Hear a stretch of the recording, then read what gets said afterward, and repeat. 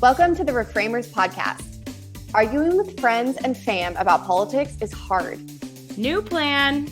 Let's reframe what it means to discuss and disagree by talking and listening to each other. We're the Reframers.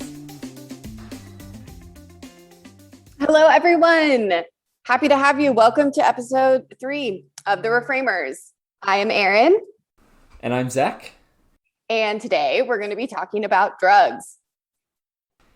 Yeah, so this one is going to be not so much reframing because in our prep for this episode, we didn't really find a lot of information on like what the founders thought about drugs. It just seemed like it was a non-issue. So this week's episode is going to be kind of just a little brief history, and then we're going to, let loose and wander wherever we want to wander in realms of drugs in the US and drug policy and stuff like that today. Yep, should be fun.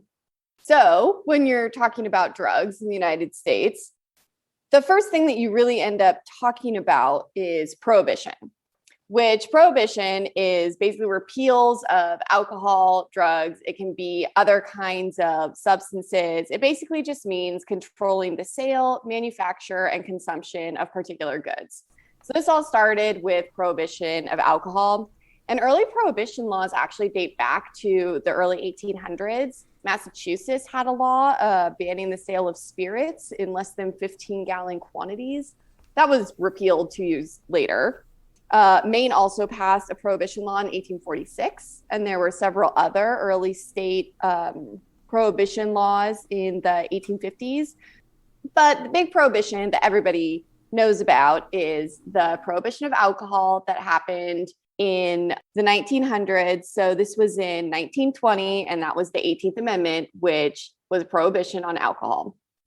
That amendment famously was overturned by the 21st Amendment in 1933, and widely seen as one of the big mistakes of amending the Constitution. It was really a total failure, and there's lots of things that came from prohibition that I think we're going to talk about a little bit, because some of those things also apply to drugs today. Zach, did you want to say anything else about prohibition? Yeah, just that in my prep for this episode, I saw mostly people and sources saying prohibition was pretty much an abysmal failure. Somebody tried to justify prohibition and say, well, it did reduce alcohol consumption at its best. Americans consumed 30% less alcohol than they did before prohibition was enacted, but considering the costs associated with prohibition, such as the decreased tax revenue that the federal government brought in from taxing alcohol, despite the loopholes that were created for people that basically they said, oh, we can't sell alcohol anymore, but if you're a pharmacist, you can sell whiskey as a medical, air quotes, medical solution. So there was all of those things. And then thousands of, I think it says on average, 1,000 Americans died every year during Prohibition because of side effects from drinking tainted liquor. If you wanted to try to claim we brought alcohol consumption down 30%, all the other side effects of that were largely outweighing that marginal benefit. So just to take it back a little bit, can I maybe get a definition of the Prohibition Amendment? Give me an idea of what was laid out, what was the intent, and what didn't work. So I can give you a little bit of background on where it came from. So the Women's Christian Temperance Movement was the big organization that had this push for the 18th Amendment, although it was widely supported. We've mentioned before, it takes 3/4 of the states and 3/4 of both houses of Congress to add an amendment to the Constitution. This amendment was passed in only 11 months, so it had really big, widespread support. Some of the reasons that the Women's Christian Temperance Movement gave for this amendment was to decrease just drunkenness in general, to address domestic abuse. There were factory owners who also supported it because they thought that it would help prevent more accidents and increase efficiency. This is during the time we had lots of factories and more industrial development. And so there was also this extension of working hours, that kind of things. They thought that having prohibition would also help workers be better workers. So there are lots of reasons that seem reasonable why people wanted this amendment. Unfortunately, it basically didn't stop people from drinking and just created a market for speakeasies, for bootleggers, for all of these people to just sell alcohol illegally, and also greatly increased crime in the country and led to some of the biggest gangs. So Al Capone, he's, someone who came out of this prohibition movement. And all of that rise in gangs and gang violence is one of the reasons why the federal government made a push to have the 21st Amendment repeal the 18th Amendment 13 years later. And one of the platforms that FDR ran on when he ran against Hoover was to get rid of prohibition. Yeah, there was a pretty much very correlational spike between when alcohol was outlawed, so the passage of the 18th Amendment, you started to see murders and crime go up. And then once the 21st Amendment was passed to repeal prohibition, you saw that rate decline. So there's a lot of negative side effects associated with it. So where does it stand today? What's obviously drugs are legal. We know that. There's a big difference, right? Because federally, drugs are illegal. However, there are several states that have different laws in place for marijuana. That seems like every year more and more states are passing, or at least decriminalizing marijuana. So what's the current state of drug law today in the United States? Well, to give a little bit of background on drug law as opposed to alcohol law, as we know now, alcohol is not prohibited. There's still alcohol laws. Like in some states, you can't sell alcohol on Sundays or can't buy alcohol after midnight. I know this is true in Virginia because I have tried to buy a beer at a bar after midnight and I wasn't able to do that because everything was closed, including grocery stores, which can sell alcohol after midnight. That's the only one I know. Is I know in other states, people have said they have to go to a liquor store to buy liquor and not to the Safeway down the street, which is wild as a Californian, but was normal for them.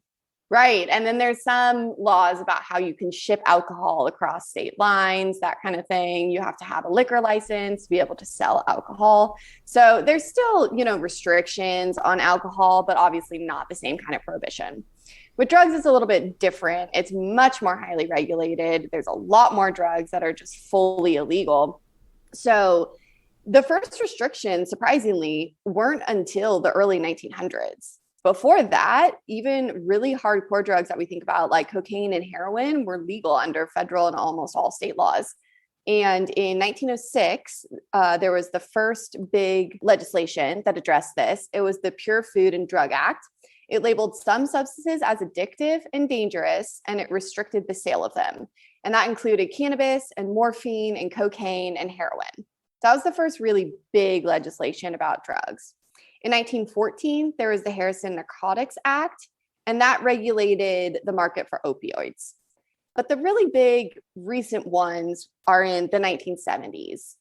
This is started with Nixon. Nixon was the first president who declared a war on drugs. It sort of carried through to Reagan and Bush later on. But in 1970, Congress passed the Comprehensive Drug Abuse Prevention and Control Act. And this is the act that really set the stage for regulation and prohibition. And it also created the new enforcement agency that we know today, which is the Drug Enforcement Administration, or the DEA. The DEA obviously is still alive and well today. It's very powerful and very active in regulating and monitoring and prosecuting drug crimes.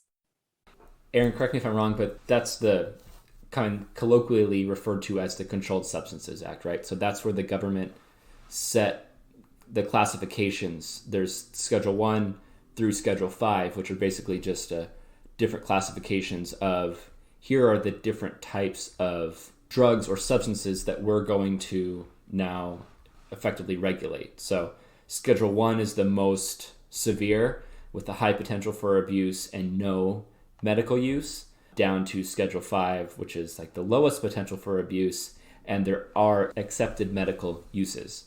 And so this is kind of where it stands today in terms of what the federal government classifies as a drug and how severely the punishments or laws are relating to each substance. Yep, I think that's right. And you may have seen, kind of like Zach mentioned in the beginning, states are choosing to regulate drugs differently now. Like obviously California, Washington, Nevada, many other states now have decriminalized marijuana. And so you're allowed to have marijuana and you're not going to be breaking any laws under the state laws, but it's still legal federally. So there's this issue of federalism going on where if the president, this is really sort of an executive action kind of thing, if the president decided that he or she really wanted to crack down on drugs, specifically marijuana, something like that, they'd be able to go to these states where, marijuana is legal and federally prosecute people under the federal law for producing and selling and using marijuana. They wanted to, because that law is still in place on a federal level. Aaron said a lot of the states are decriminalizing marijuana, which, just so people in the audience can have the context, decriminalization is when a drug and the possession of the drug are decriminalized, meaning the criminal charges are not going to be applied, versus legalization, which removes all the penalties for possession and use of the drug. So it's a little bit of a distinction there between the two, and most of the states, if I'm correct, are decriminalizing marijuana, which is under the federal classification still a Schedule 1 narcotic, which is the most severe, in the same as methamphetamine and other very dangerous drugs. So that's kind of where it stands today in terms of the federal and the state relationship. Mm-hmm. And another thing I think that's important to mention about Schedule 1 drugs is that if you want to study them as a researcher or, at a university, something like that, you want to study the effects of them, you have to get special permission from the government to be able to do that. So we do have research on these drugs, on their addictiveness and that kind of thing. You can't just do a study when they're classified in this really highly restrictive way. You also have to get these sort of special permissions to be able to study them. And this is one of the reasons why people really don't understand why marijuana is classified in the same category as like meth or heroin, because, we just know it doesn't have the same addictive effects or just health effects as those other drugs, but that's where it's been classified, going back in time, and there hasn't been enough appetite in Congress, at least on a federal level, to change that. Yeah, and if you want a deeper dive on marijuana history, I know there's plenty of other resources out there. We are not the experts in terms of marijuana legal history and all of that, but the fact that it says that it's a Schedule 1, the federal government says it's a Schedule 1, and that there are no accepted medical uses for marijuana is just bananas. That's totally bonkers, and it just seems so backwards in 2021. I just pulled up something, the 2018 National Drug Assessment from the DEA. Drug poisoning deaths are the leading cause of injury in the United States. They are currently at their highest level ever recorded, and every year since 2011 have outnumbered deaths by firearms, motor vehicles, crashes, suicide, and homicide. In 2016, approximately 174 people die every day from drug poisoning. The opioid threat, controlled prescription drugs, synthetic opioids, and heroin has reached epidemic levels and currently shows no sign of abating. Meanwhile, as the ongoing opioid crisis receives national attention, the methamphetamine threat remains prevalent. Cocaine threat has rebounded. New psychoactive substances are still challenging, and the domestic marijuana situation continues to evolve. So from that assessment, the United States is kind of effed in terms of its drug use and the prevalence of drugs in the country. Definitely. I think that for me, looking into this, something that was really interesting was that the number of ODs and negative impacts from drugs just on people personally have increased since we had stronger drug laws since the 1970s. You've just had increases in OD-related deaths and also increases in drug-related diseases like hepatitis C. So, this sort of follows the alcohol prohibition trend where there's all these really negative effects from outlawing drugs. And, I think this is where we can talk about, right? Like, well, do we still need to outlaw drugs even though there's these negative effects? And like, what sort of outlaws make sense? What don't today? I think, you mentioned marijuana. we live, like we say all the time, we live in California. And so marijuana is like literally everywhere. I live in San Francisco. So there's like 4 dispensaries like 2 blocks away from me. They're everywhere. So it seems really crazy to me that marijuana is still not legal federally, especially when there are so many states that have decriminalized it and that it is used for medicinal purposes. Lots of people use it for medicinal purposes. More people think that alcohol is more dangerous than marijuana is. And I think you can make a pretty good argument for alcohol being more dangerous than marijuana. And yet, alcohol is just widespread. And it's, we have no issue with alcohol being legal. And yet there's still these issues with marijuana being legal. And I think we're in probably a little bit of a bubble where we think that this is just totally widespread and everyone thinks this way. I do think marijuana is like moving in the direction where fewer people think it is a big deal. But there's still people who think of it very much as this like gateway drug into hardcore drugs, and that it really does need to be illegal still. I think that line of thinking is probably getting less prevalent, but I don't want to discount it entirely just because we live in a place where, that's really not in the social conversation at all. Yeah, I totally agree with all that you just said. So what is your stance on drugs? Like, is the war on drugs a good thing, Erin? I think it's hard a little bit because I don't like the idea of something that's like really hardcore, like meth or heroin being legal. But at the same time, I mean, you just look at the effects of what the war on drugs has done. And I think it becomes harder to just make a really strong argument for big prosecution of drug crimes. I think specifically for me, something that I really, really, really don't like about this is just the effects that it's had on minority populations. So Black and Hispanic people are more likely to be arrested for drug crimes and raided by police than white people, even though the groups use and sell drugs at similar rates. So that's from The New Jim Crow, really popular book by Michelle Alexander about drug policies basically being used as oppression for these minority groups. You can see that also in incarceration rates and arrest rates. It's just way, way higher for these minority populations. And there isn't, they've done studies of saying that it's not like these populations are using drugs to this degree that's way higher than white people, but they do get prosecuted way more. And I think for me, when we're talking about the war on drugs, that's the biggest issue.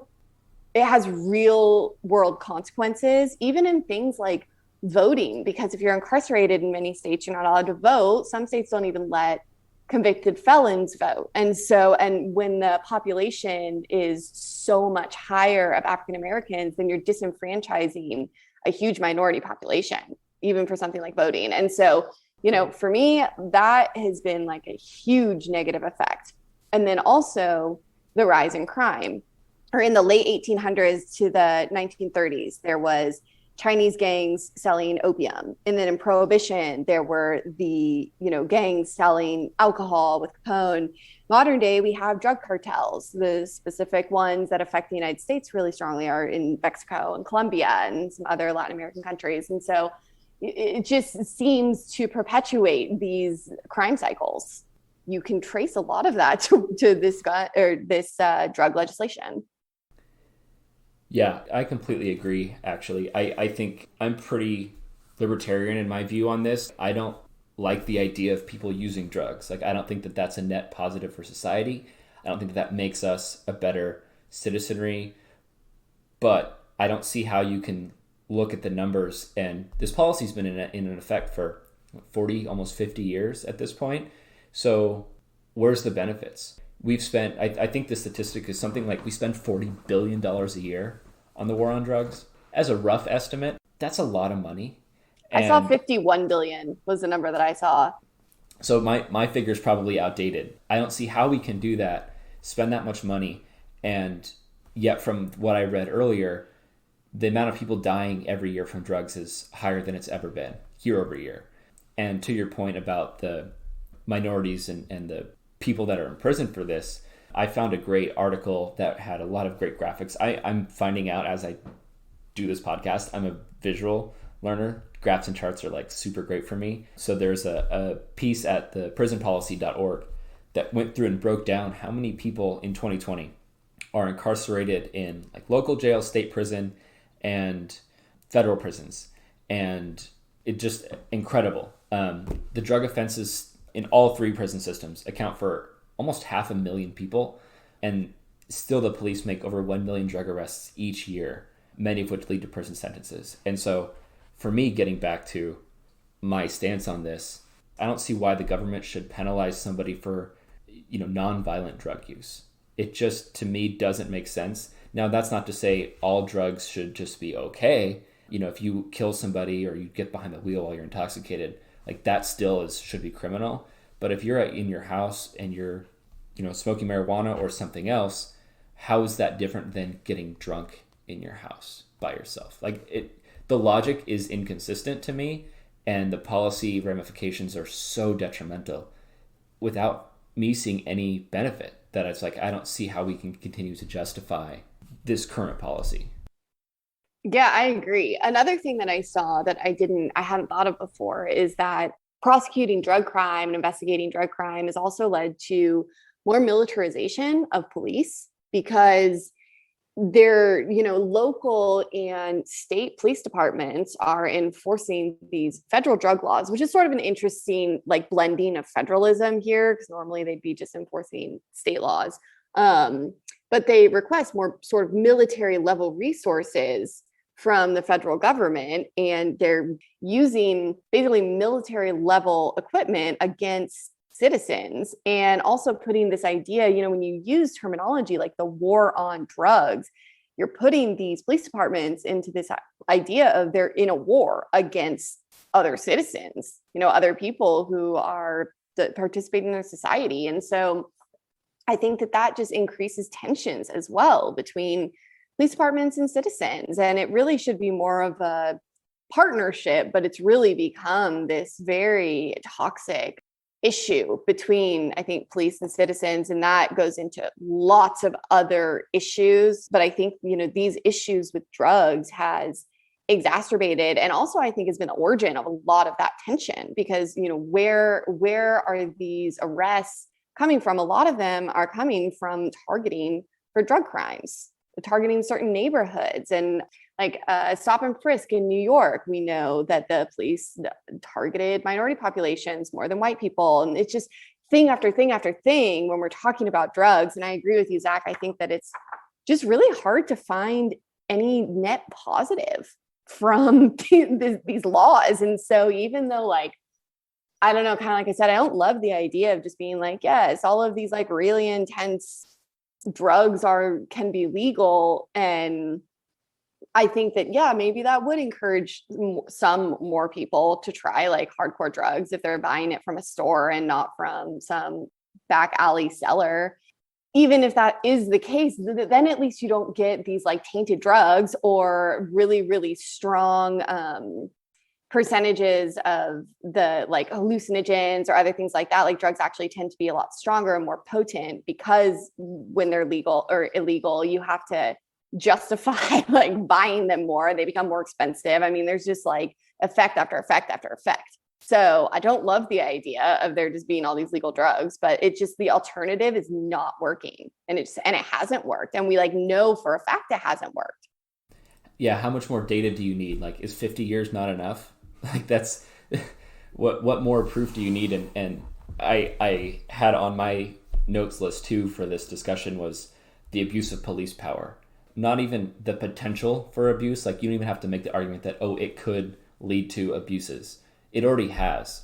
I have a book that I listen, it's an Audible book, but it's from Judge Andrew Napolitano. And I've only listened to this chapter, but it was his, chapter on the war on drugs. And he quotes a Yale law professor, Stephen Duke, who says, a search based on an invalid warrant does not require any remedy so long as the police acted in good faith. As long as the police say they have a pretense to say, I think he had drugs. You don't have to use your imagination very much to see how that's a pretty bad way to hold the police and our judicial system accountable. It's like, as long as they thought they were doing the right thing, then it's okay. Like, that's not a very strong argument to me that this is an effective policy. And he also talks about the no-knock raids, right? Where people come in, they say, oh, this person has drugs or selling drugs or possession or whatever. And you don't have to look very hard to see times where they hit the wrong house, and they detain people that have no drugs or never used drugs or anything like that. So I'm a supporter of the police in general, but I think that there's just, with all the mistakes that have been made, with the misdirection of funds, with the misdirection of force, when it's costing you to not do something. I can't help you. I'm sorry. I don't know. The opportunity cost. The opportunity cost. Okay, right? Yes, you found it. Good job. Thank you. The opportunity cost of arresting and detaining a huge portion of our population every year, that puts them in this cycle of, well, now they have a criminal record for nonviolent drug use. So now if they seek employment after they get out, employers are less likely to hire them, which means that they're less likely to be able to provide for their families, which means that they're more likely to stay in poverty or below the poverty line, which means that they're more likely to probably turn to drugs or selling drugs as an alternative form of making money. Like, the cycle isn't very hard to predict what the next stages are. And to your point, just like in prohibition, it creates a black market. And so that leads to gangs. It leads to control of the market through these gangs in Mexico and other places. And it's like, what if we try a different approach? Mm-hmm. Yeah, I agree. I think that one of the harder questions when you're talking about drugs, and I actually just need to look into this a little bit further, is abuse of opioids, legal opioids that you get prescribed. This is a really big deal. And as like an anecdotal example, I got my wisdom teeth out a couple months ago, which I'm like almost 30. You should definitely get your wisdom teeth out before this to plug this. If you're 18 and wondering about it, just do it and grit your teeth. It was terrible. What they gave me when I went home was 2 different pill bottles. One of them was this like super potent ibuprofen. It was like 600 milligrams per pill or something. That stuff was great. I used a lot of that, and that's good too because it's anti-inflammatory. But then they also gave me a full bottle of oxycodone, and I think they gave me like 25 pills of it or something. And I took 2 of them over the recovery course just on the 2 nights where I was in a lot of pain. And it was, one on one night, one on the other night. But they had told me, when I came in, if you want to take like one of these every 4 hours, like that's okay. That's the amount that you could. But now I just have this pretty much full bottle of oxycodone just sitting in my cabinet. And I'm lucky that it's just wisdom teeth and I didn't really need to take it. But like, this is how people become addicted to these drugs. And then when you run out of the prescriptions, that's when people turn to the harder core stuff like heroin or something like that. So, Erin, lucky for you, I can give you a little bit of backstory on this.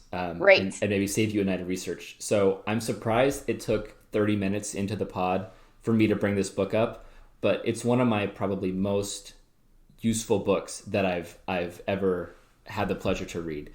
It's called Dreamland by Sam Quinones. And basically the book talks about exactly what you were bringing up, that it details the rise both of legal prescription opioids and also, heroin, black tar heroin specifically. And it creates this parallel narrative in the book. The book basically details how you have these 2 movements that happen in the United States through big pharma and also through Mexican drug cartels, where you have this movement in the medical industry where you started to have this one study that said opioids can be an effective and non-addictive painkiller when used under the care of a trained physician, something like that. And the study was like 14 people for 2 or 3 weeks. Like, it was a very small sample size and a very short duration. And they found, great, these things are non-addictive and are super effective in pain management. So they're great for after surgeries. And that study got cited and recited and recited, where it became, myth. It became this like holy grail of medical studies and became widely accepted. So then you start to have hospitals asking their patients, on a scale of 1 to 10, how much pain are you in? pain is obviously very subjective, right? If you get a boo-boo on your finger and you're like, man, that hurt in the moment that you got the boo-boo, maybe it's a 7 because nothing else on your body hurts. But, somebody can get shot in war and they're fine. So they started asking people, how much pain are you in? And at the same time, you have this pillar of medicine as pain that's very subjective. You also have the franchisement of drugs being imported into the country, where you would have these cartels and these gangs in Mexico, where the story does a good job of making it so these people are trying to earn a living in their town. They don't have money. They're very impoverished. They can go to the United States and they can sell drugs in these basically franchise. They go to Miami, they go to Denver, they go to San Francisco, they go to LA, and they buy a used car, they pay in cash, and then they basically say, we know the drug law in the country, so you're going to carry less than this much, you're going to treat your clients nice, and basically you're going to be like a pizza delivery for black tar heroin. And so you have these two kind of things rising at the same time.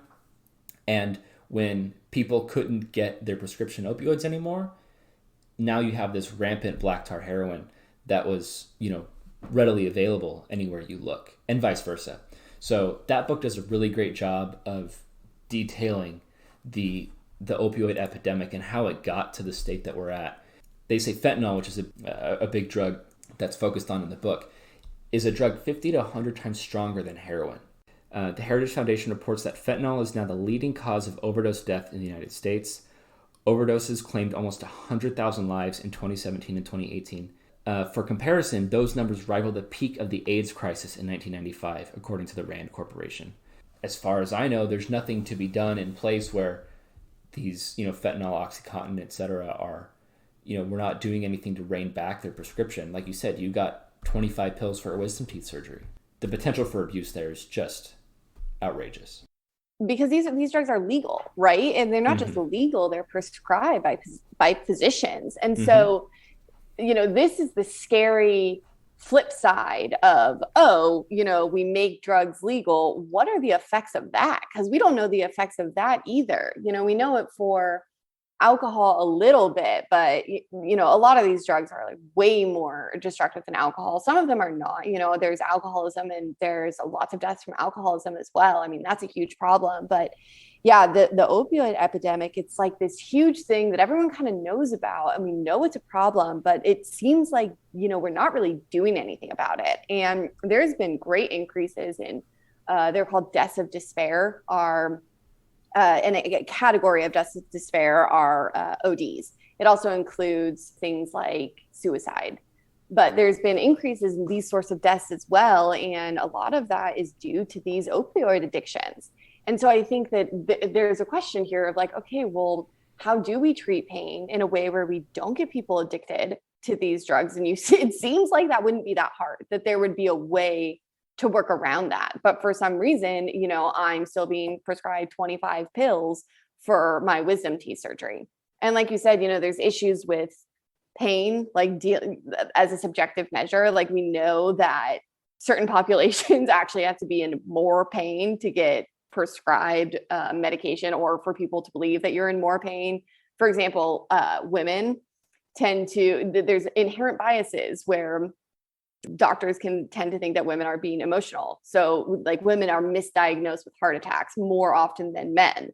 And also with minority populations, there's this bias of, maybe they just want drugs. And so they actually have to be in more pain to be prescribed drugs. So all of those biases are part of this pain issue. And that aside though, is, well, what do we do about this opioid epidemic? But Big Pharma also has, these big lobbying interests, and they're very much involved in politics. And so it's yet another one of these things where we've mentioned lobbying before, where Zach and I think both have issues with lobbying just in general. But specifically when you have an epidemic that is actually really, really hurting people on a public health level and impacting our society, I think it becomes a really hard question of, well, what do we do about drugs and what do we do about treating pain? And I mean, neither of us are doctors. I think you sort of need to be a doctor to speak on this with authority and knowledge, but we can look at it and identify like this is a huge issue and like we need to deal with it. And it's very much not the top issue when you're thinking about like the presidential elections or senator elections. It's sort of there like, oh, we need to deal with this, but like the bigger issues are, like, oh, do we want like universal health care, or what's going on with, we need to like really deal with clean energy. And I think those are important issues, but kind of like you said, like when you're talking about drugs and just in general, it touches all of these other issues. And I think that we're not addressing it and we're not seeing the connection that it has across society. And it really needs a lot more attention. I totally agree, Erin. And to be fair, the book, it's not studying, inner city, minority drug users. The book is set, Dreamland was the name of a pool in like rural Ohio. It's like a very like white suburban population where minorities were segregated and kept out of the pool for some time until like a young black boy drowns in the river. And they're like, oh shoot, maybe we should like not keep the pool whites only. And to your point, where you have, all these things that are very loud topics in the national conversation that, yeah, they're interesting to talk about. And I think we could, have a good discussion on, climate policy and is the Green New Deal actually a good thing for the United States, or is it a bad thing? Like we can go into that. I'm happy to do that. But when you have 100,000 Americans dying every year, suddenly I don't care about the Green New Deal as much as I do about that's 100,000 people that are leaving families behind. Like you said, we're not doctors. I know that these drugs can be effective in treating, people's pain and their recovery. So I'm not saying that the drug should be illegal, but maybe we want to take a step back and revisit, are we using them in an effective way? Maybe there can be research done to detect pain in the body, right? Maybe you come in and you do a brain scan rather than being a subjective measure of, oh, hey, how's your back doing today? Oh, it still hurts, doc. Wink, wink, I just want some more drugs, versus like looking at a brain scan to see what pain triggers are being fired in my brain. We can develop and innovate to be more effective, and we're just not doing it. Yeah, I totally agree. And I mean, even on like, I went back to it just because it's my example, but with the wisdom teeth, I had this like extra strength ibuprofen. It's not addictive in the same way oxycodone is, and it totally works. So it's like, well, why are there other alternatives that we're not looking at? And this is a good example of medical marijuana too. We know that marijuana is not as addictive as some of these opioids, and that it can actually be an effective painkiller for certain things. It's also not as strong, so you might have to adjust it a little bit or look into the formulas. But it's like, it feels arbitrary the way that we've decided which drugs are okay and which ones to use medicinally and which ones aren't. And it just goes back to this old legislation. And, it seems like we should just be doing more research on this and thinking more carefully about what makes sense. But I think at this point, it's so ingrained. There's so much money involved. And now there's potentially interest to actually keep drugs illegal because of all of these cartels. I think I hope that's less true in the United States. But in some countries, the bribery is out of control in terms of the cartels bribing elected officials to basically keep the system going. Because if it's illegal, you don't have the same incentive. There's always going to be some illegal sale somewhere, probably, right? Like that's just, it's going to happen. But, you could control for a lot of this. This is really different, but I just think there's so many different conversations that you can have about drugs. And something that I talked about recently with one of my friends was just the idea of microdosing, which kind of goes into this like recreational use of drugs. And I feel like it kind of connects this just because it makes me think of people who are really more well off and have just a better, I don't know, they just have better resources, better access to things. They can microdose with drugs that are still illegal, like LSD or other hallucinogens, and talk about it on podcasts. Like this is a Seth Rogen or Joe Rogan thing. Joe Rogan is like obsessed with microdosing. So you get like these sort of people who go off and do that. And now there's like this huge culture of let's microdose LSD and like open our minds. And it's also being used in psychology, which, you know, maybe that's great. Like, I don't know because I'm not a psychologist and I'm not a doctor, but there's other uses for drugs too that I think could be interesting. One of the things that Judge Napolitano's book says is that basically, like, our war on drugs is something along the lines of a misguided Victorian view on morality, where the government is basically saying, here's what we think should be and should not be because of somebody's moral standard. And after all the discussion that we've had here, I don't see how to disagree with that. If you eliminate alcohol, just fictitiously, if it disappeared, you would eliminate half the murders and assaults in the world, because half the people that commit murder are drunk when they do it, and half the victims of murders are drunk when they're killed. I don't know that, marijuana does the same thing, right? How is marijuana still illegal when it probably has happened, but you don't have people getting high and going and, beating or killing their partner? So yeah, usually that's not the case. When people get like really high, it's like they want to hang out and watch movies and like philosophize about life.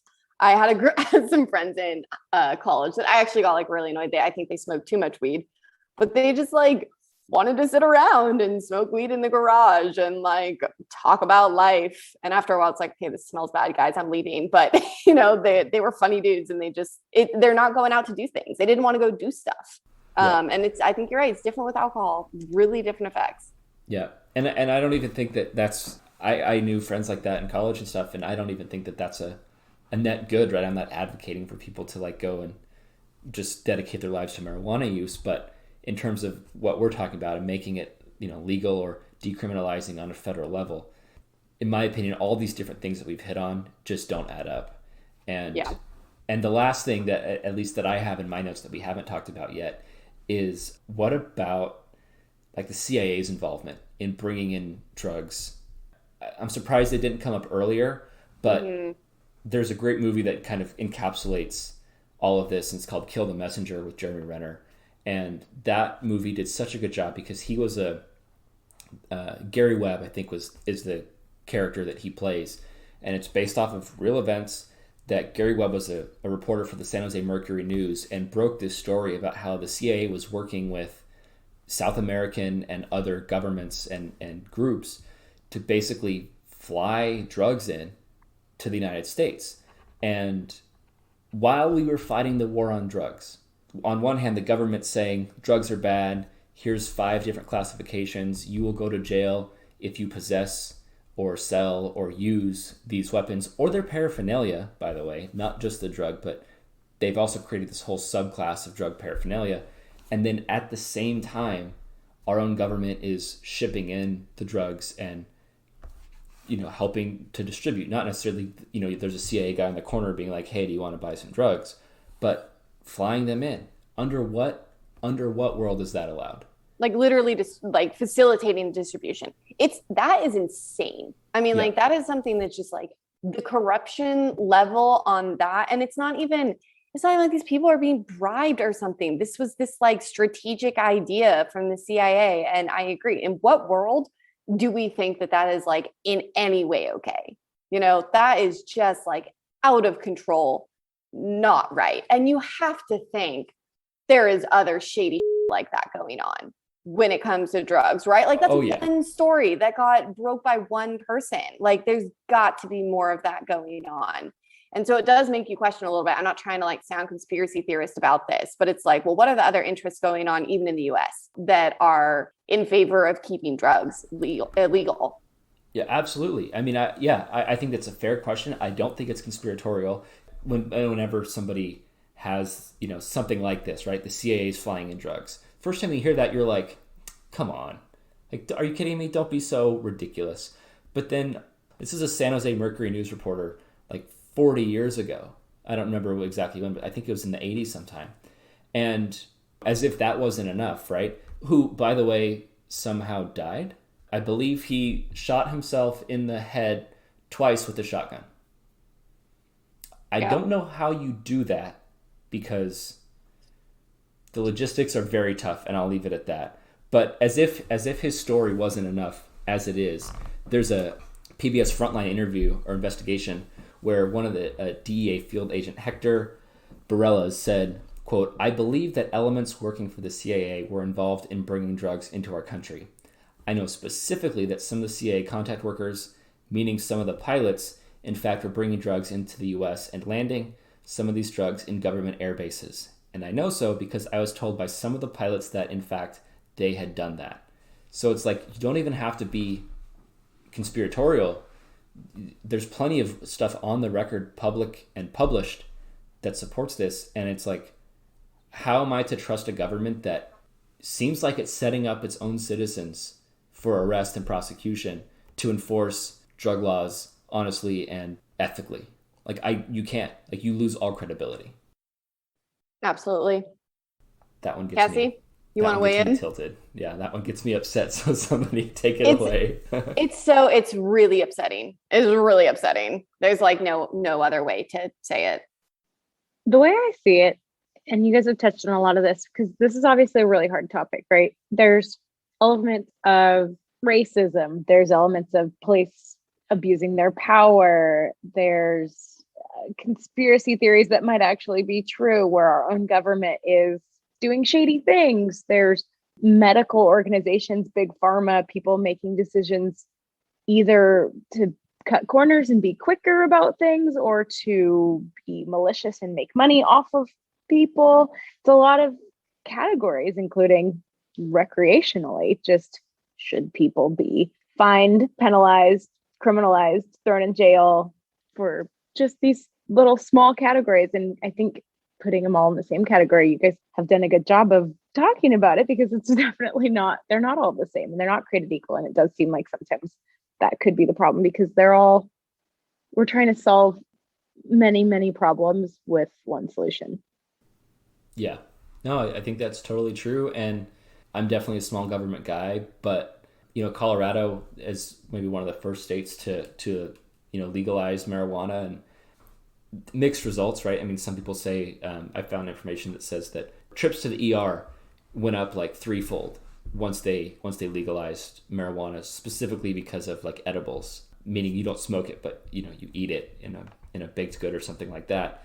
But then also, like, Colorado's generating tax revenue off that. And while I think that generally taxes, the less the better, in my opinion, if you have something that's now not a black market item, now there's competition, right? There's dispensaries, like you were saying, Aaron, in San Francisco. Like, now there's multiple people that are involved in a legitimate economic enterprise with this, which means that if you sell bad weed, like, people aren't going to buy your bad weed. They're going to go on Yelp. They're going to review your dispensary to say, this guy gives me weed that's psychedelic. It made me trip. It kind of now creates a legitimate economy that can regulate itself to some extent, and the government can create or collect tax revenue from that. Well, yeah, and it's not even just that they might get bad reviews so people don't go there if they have bad product. They're going to be regulated by state health laws. Mm-hmm. So they can't have things that are going to injure people. And if this ended up becoming, something that was legal federally, then it'd be regulated by the FDA, who you can submit complaints if there's like problems with it. You can lose licenses, like all of this kind of stuff. It's, that's why drug-related illnesses or diseases and ODs have potentially, they have increased. And like one of the arguments is that like there's no regulation of this stuff, like that people can have like really bad batches and be really injured because there's no quality control, right? It's just whatever gets you the best high. And so then there can be these issues.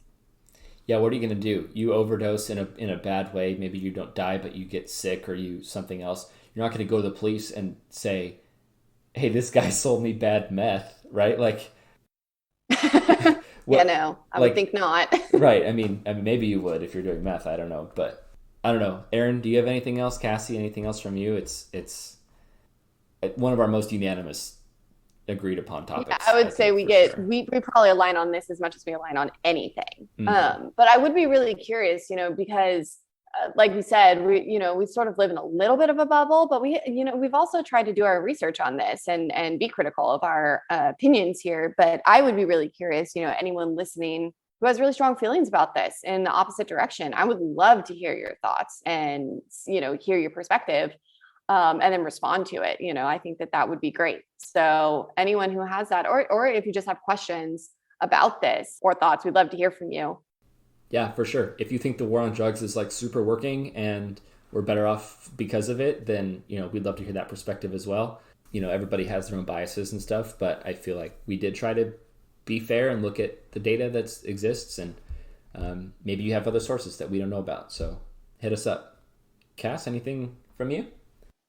No, guys, thanks as always for creating a good space for constructive dialogue, fact-based opinions, if that's a possible thing. And honestly, I just feel like I learned a lot, and it's always awkward to feel like you can't talk about something because it's too complicated and you don't know enough, but you guys always make me feel like I can talk about things and I can learn and listen and share my opinion, and those things don't have to be mutually exclusive. So I hope other people listening feel the same. Thanks, Cass. Yeah, thank you. I have to say, when Zach mentioned Dreamland, the book, the biggest smile came on Cassie's face with a little bit of a giggle. And I just have to imagine that this is a book that has been talked about over and over again in the household over there. Oh, yeah. Not just our household. Pretty much any household I go to, whenever this topic comes up, I'm like, oh, you should read this book by Sam Keone. It's called Dreamland. It talks about, like, I've got the pitch down. Like, I can tell you my job, I can tell you this book, and I can tell you Guns, Germs, and Steel. Like, those are my go-tos. Nice. I really enjoyed today's conversation. I thought it was interesting. It wasn't something that we've talked about before either, which is great. And I kind of thought we'd both be similar on this one. If this podcast got you high and you really were feeling the vibes, we really would love for you to rate and review us 5 stars on whatever platform you're listening to. We are, episode 3. We're stoked to be doing this. I'm personally having so much fun. I'm learning a lot. Every week I'm coming in, challenging my own beliefs, either to say they hold up or maybe I'm super wrong.